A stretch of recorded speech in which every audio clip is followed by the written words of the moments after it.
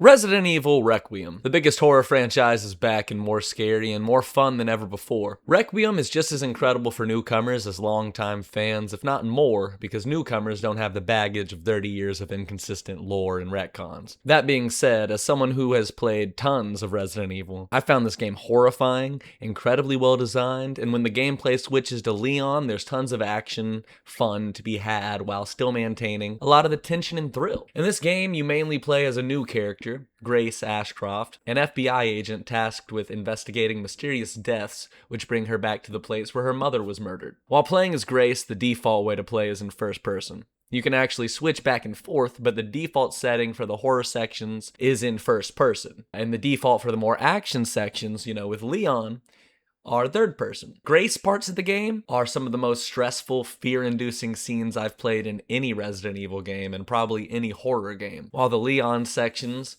are the most fun I've had plowing down zombies in a video game that I can remember. If you don't know Leon Kennedy, a longtime Resident Evil character since Resident Evil 2, reaching, next level heights in video games with 4. Don't get me wrong, 2 was an incredibly popular video game, but I feel like even people that don't play other Resident Evil games have played 4. So Resident Evil 9 is a very special game. It's really the first return to the normal Resident Evil story in the sense that, we've gotten remakes for 2, 3, and 4, and we had Resident Evil 7 and 8, which were in universe, but kind of played it a little, safe with the references. It wasn't really wanting to go full on out crazy Resident Evil. And in some ways, this new game doesn't go as crazy as something like 5 or 6.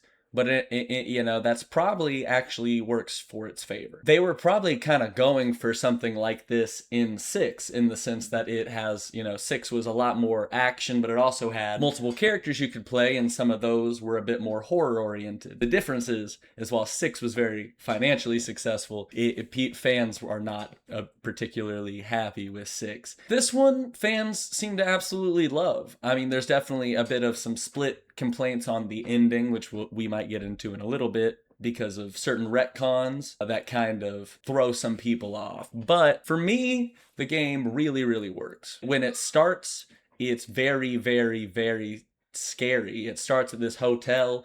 You're investigating the crime scene as Grace, and every room you go into is beautiful. Graphics are beautiful. It makes you feel so uneasy that for me personally, I just had like a pit in my stomach, or it just like, just anxiety I just feel in my chest while playing this game. For most of this game, the zombies are like individual characters that had become zombies. So in this game, they did zombies a little different, where they seem to maintain a little bit of their humanity early on. For instance, a janitor zombie or a cleaning woman zombie is just frantically trying to wipe up blood. Like, there's a mess, but the rat, she's just kind of smearing blood around in circles.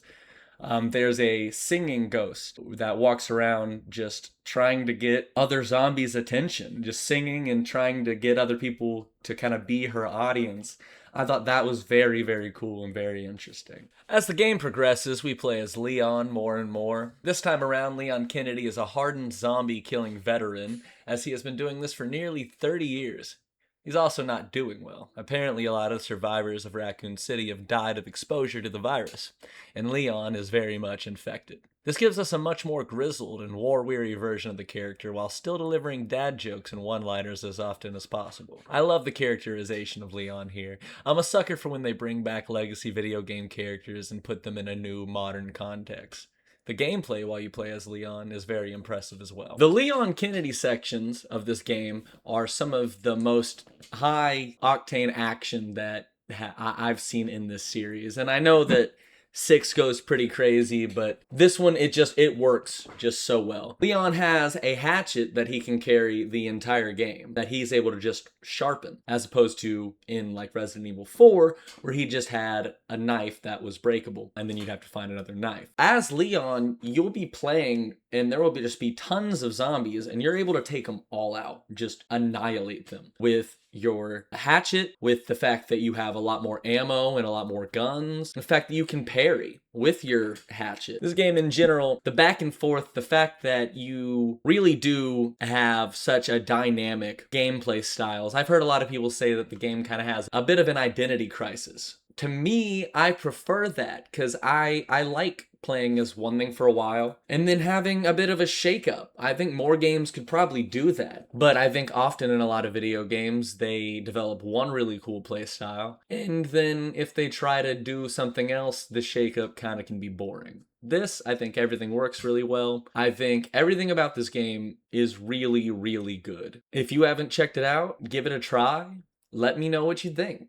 If you have played it, let me know what you think. If you didn't like this game, tell me in the comments. I know it might not be everyone's thing, but for me, it's a masterpiece. I loved this game, and I'm very excited to see what they do next. I love Resident Evil. I love this game. My name's Garrett Webb. This has been Pointless Productions. Thank you very much.